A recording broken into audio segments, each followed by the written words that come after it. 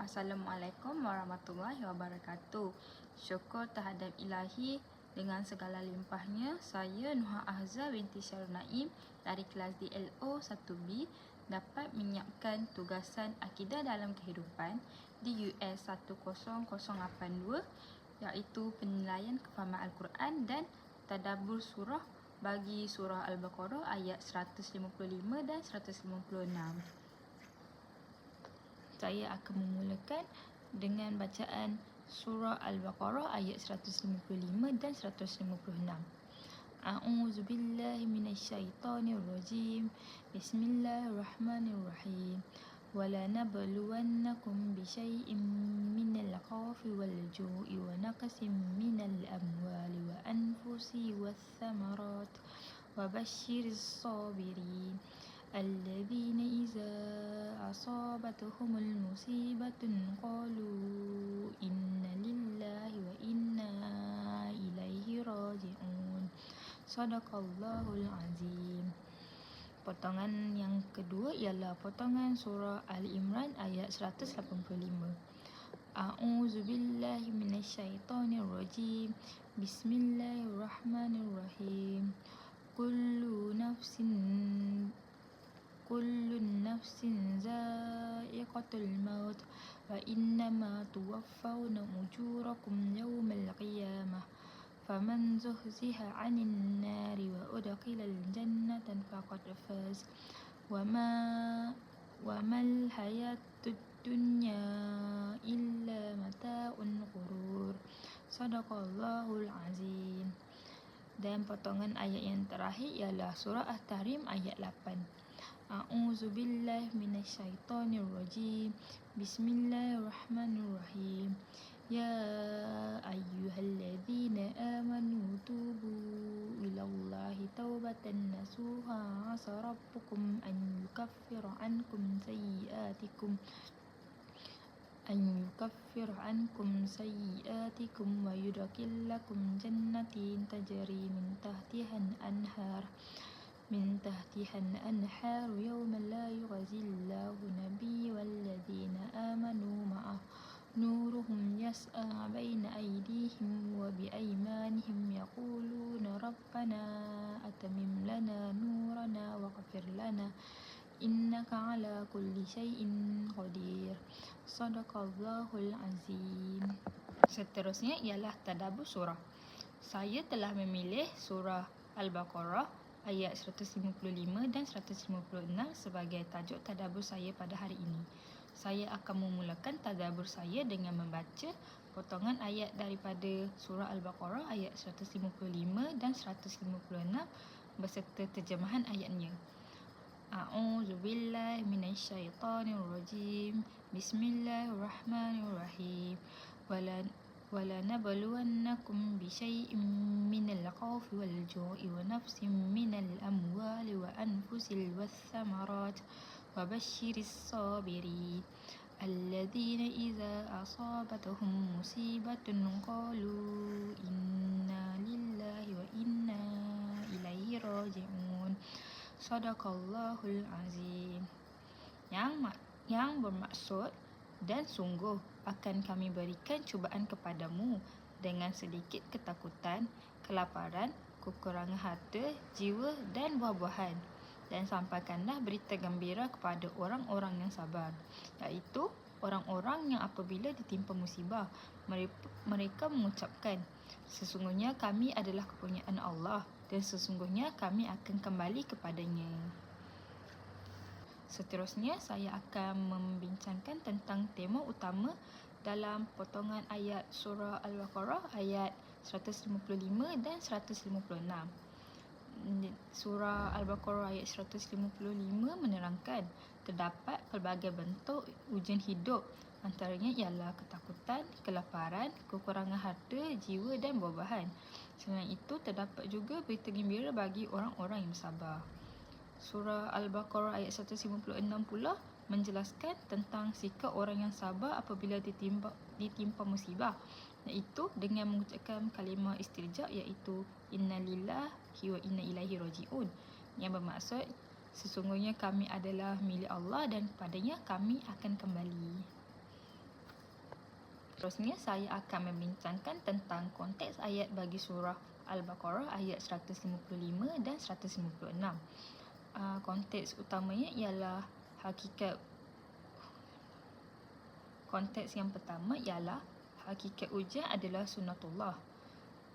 Terdapat perkataan wala nabluwannakum di dalam surah Al-Baqarah yang membawa maksud bahawa ujian hidup ini pasti dan tidak boleh dielakkan oleh sesiapa pun, maupun para nabi dan orang-orang soleh.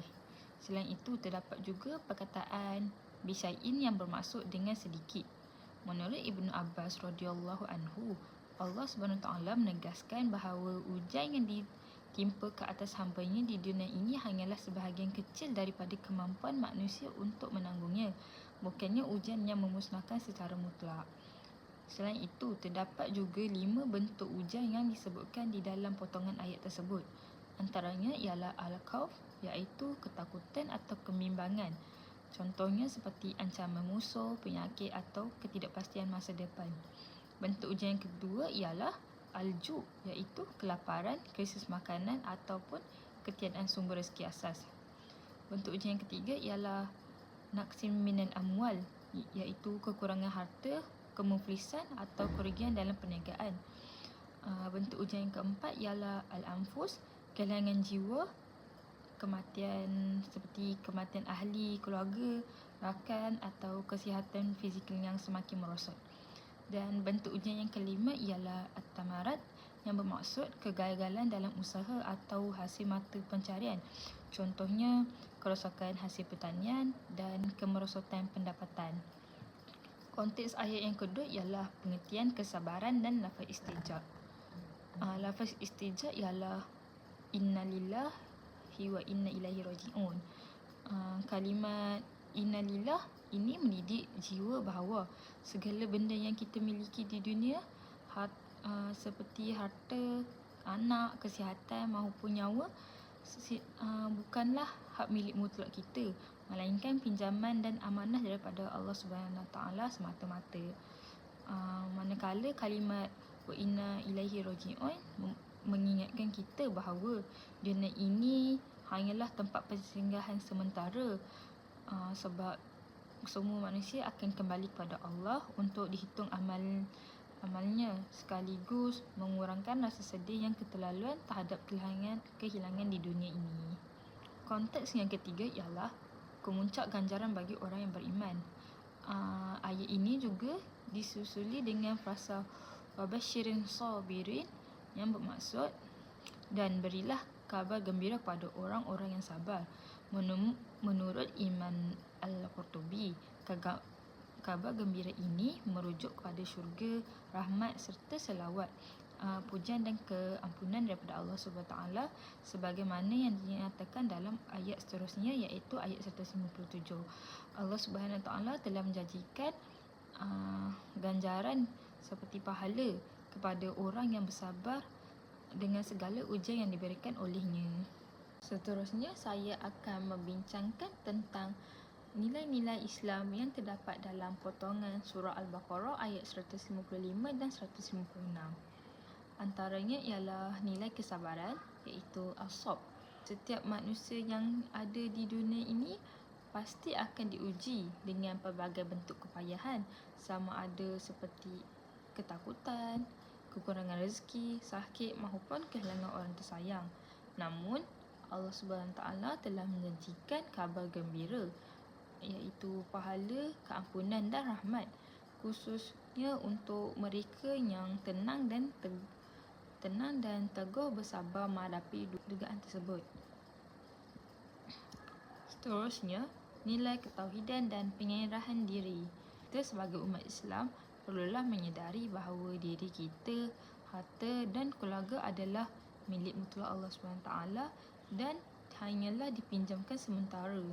Selain itu, kita mestilah meyakini bahawa di akhir perjalanan hidup kita adalah kita kembali kepada Allah dan akan diperhitungkan amalan di akhirat kelak.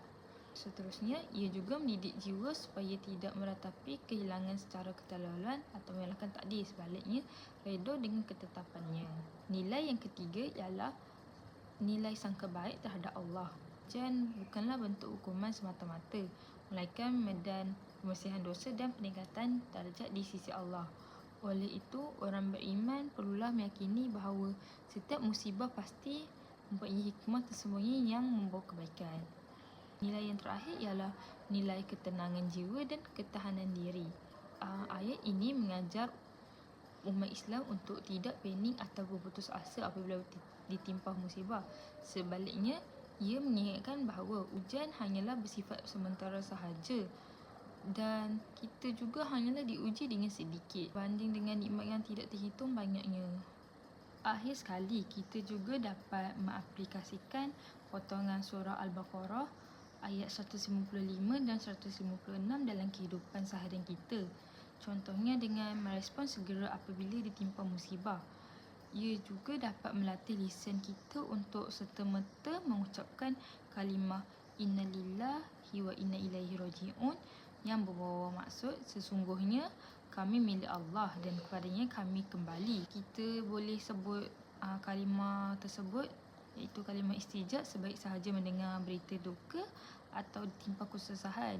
Contohnya seperti kematian, kehilangan barang berharga, kerosakan harta benda ataupun kegagalan dalam peperiksaan maupun kerjaya.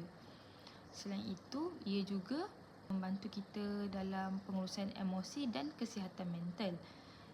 Kita kenalah menerima hakikat bahawa rasa takut, cemas dan sedih itu adalah fitrah manusia. Namun, kita tak bolehlah membiarkan emosi tersebut menguasai diri sehingga kita berputus asa ataupun menyalahkan takdir.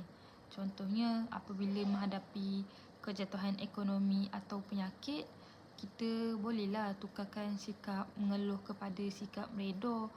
Lepas tu kita mencari jalan penyelesaian. Seterusnya, kita juga boleh menjadi sumber sokongan kepada orang lain dengan memberikan dorongan, kata-kata semangat dan khabar gembira kepada ahli keluarga dan rakan-rakan. Contohnya, kita boleh menziarahi orang sakit dan mengucapkan takziah kepada keluarganya dan memberikan peringatan tentang kesabaran. Selain itu, kita juga boleh memberikan bantuan sama ada dalam bentuk tenaga maupun kewangan kepada mereka yang kesempitan. Akhir sekali, kita perlulah membina sikap bersangka baik dengan Allah SWT. Kita mestilah meyakini bahawa setiap ujian yang kita hadapi ada hikmahnya. Sama ada Allah sedang memberikan ganjaran kepada kita, sama ada yang lebih baik ataupun Allah sedang membersihkan dosa kita. Oleh itu, kita hendaklah sentiasa menerima dan redha dengan segala percaturan yang telah ditetapkan oleh Allah SWT.